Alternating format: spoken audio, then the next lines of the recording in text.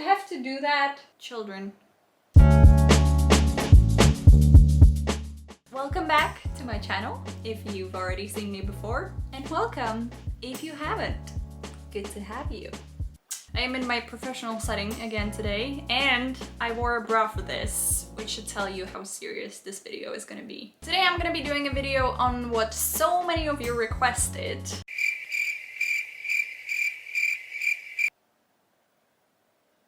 Which is 10 most common essay writing mistakes. Now, as I go to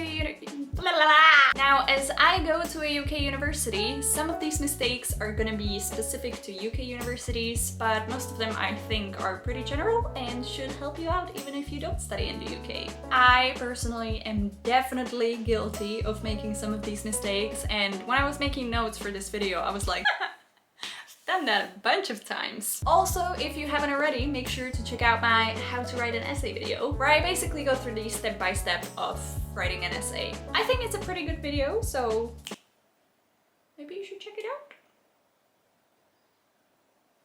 Just saying.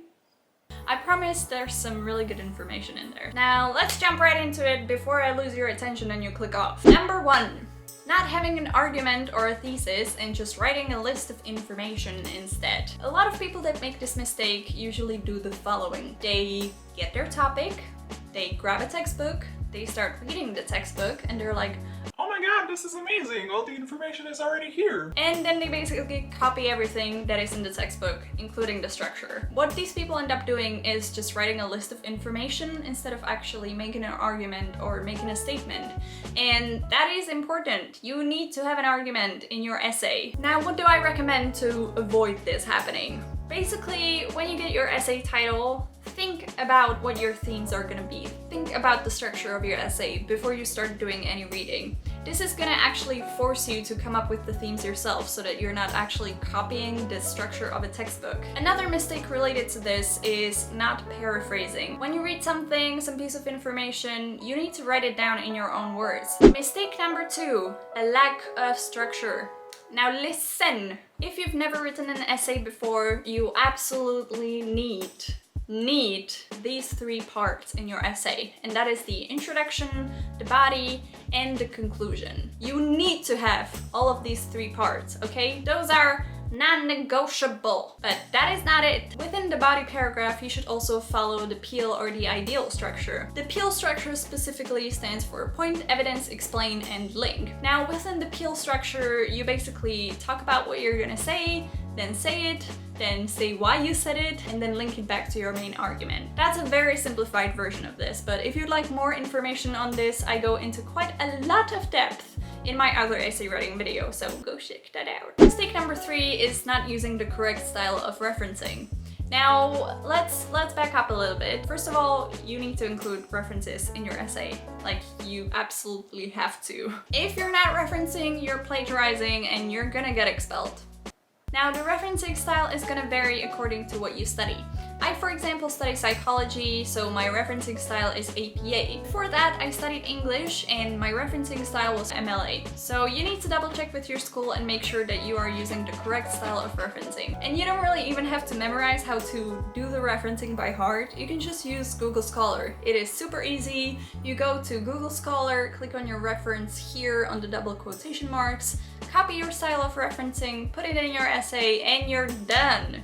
Easy. Number 4, not using a spell check. Spelling mistakes are just not sexy, okay? Nobody ever thought that spelling mistakes were sexy. Nobody. Enabling spell check or Grammarly in your Word document is actually point out some mistakes that you might have overlooked, and let me tell you, you're gonna overlook some mistakes, okay? When you're staring at your essay all day long, you're bound to not notice things. That's just a fact of life. So use Grammarly, use spell check, it is free. The spell check and Grammarly can be a useful guide, but I would take some of their advice with a grain of salt.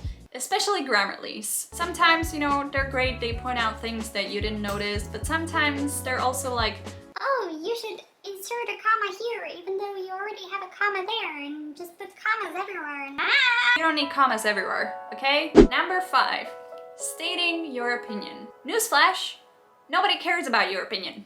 Nobody. especially in an academic essay. Nobody cares. If you're writing an academic essay, you need to avoid using words like I think or I believe. There have been some exceptions to writing lab reports, but these are a bit different from essays. So if you're writing a lab report, you can use the word I or we, but you need to consult with your school first. General rule of thumb, just avoid using I and including your opinion in an essay. Number 6. Using overly fancy words. A lot of people do this when they're not really that confident about the content of their essay, and they think that if they use fancy words, it's actually gonna divert attention from how bad the content is. Let me tell you, it does not work. It is not a foolproof idea. So many people have done it before and it is super see-through. So avoid doing that. I've definitely made this mistake myself, okay? Definitely. All throughout high school, I was like, indubitably, preposterous, unbelievable. That's a word. At least if you really like using fancy words and you just can't live without them, please double check that you know what they mean, not what you think that they mean. Essentially, the hallmark of good academic writing is being able to write about complex ideas using very simple diction. If you have a paper and nobody can understand it without reading it 6 times, it is not a good paper, okay? Conveying information in a simple way is really important, and it is actually way more important than sounding sophisticated. Mistake number 7. Not checking your feedback. Now, granted, you can only do this one once you've already written an essay and gotten feedback on it, but I think it is really important. The people that graded your essay might have found something that you weren't even aware of, and you probably wouldn't have included it in your next essay either. I think it's a very good idea to look at the feedback, check what you did right, check what you did wrong, and try to improve on that in your next essay. It might actually be worth your time to book an appointment with the person that graded your essay and actually let them elaborate on what they meant when they wrote that feedback. Number 8. Not checking the similarity report. This can also be called the plagiarism report. Now, this only applies to people that submit their work through Turnitin or a similar platform to Turnitin. I don't really even know if there is a similar platform to Turnitin or if it's just Turnitin. When you submit your essay, Turnitin generates a similarity report, which is a percentage score that says how similar your essay is to other people's work. A good rule of thumb here is you don't want to go above the 30%. If your similarity report is around the 30%, you might want to go back to your essay, see where the similarities are, and try to rephrase it, make it a little bit different. It's a really simple step that's gonna take you like 5 minutes, and it might save you a lot of trouble, so why not just do it? Number 9. Using informal language in your essay. I am personally very guilty of this, and I am aware.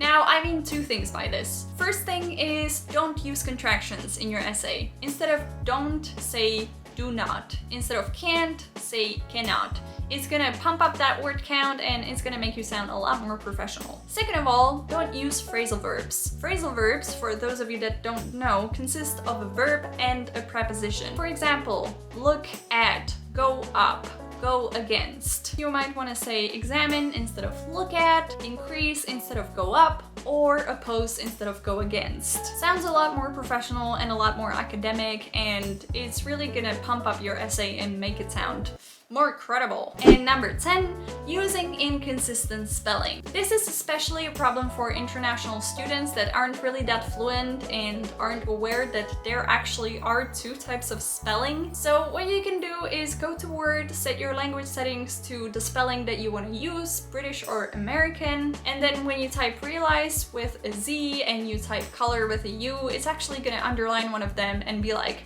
Yo, bro, you said you wanted to write in British English, so why are you spelling this in American English? having inconsistent spelling is the same as having spelling mistakes. It's not a good look. So that is it for today's video. Let me know if there are any mistakes that I didn't include that you think I should have. I might be doing a part 2, so let me know if that's something you'd be interested in. Give this video a like, comment down below, and consider subscribing to my channel. I hope you have a wonderful day, weekend, week, year, whatever, and I'll see you next time.